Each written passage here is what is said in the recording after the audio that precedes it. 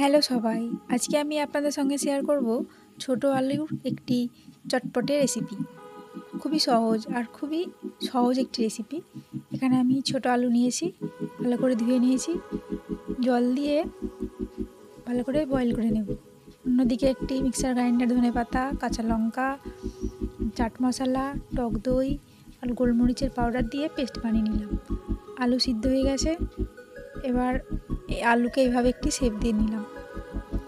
প্রত্যেকটা আলু সাজিয়ে উপর থেকে লবণ ছড়িয়ে দিচ্ছি, লঙ্কার গুঁড়ো পাউডার, ধনে পাউডার, জিরা পাউডার, সঙ্গে তেঁতুলের জল ছড়িয়ে দিলাম।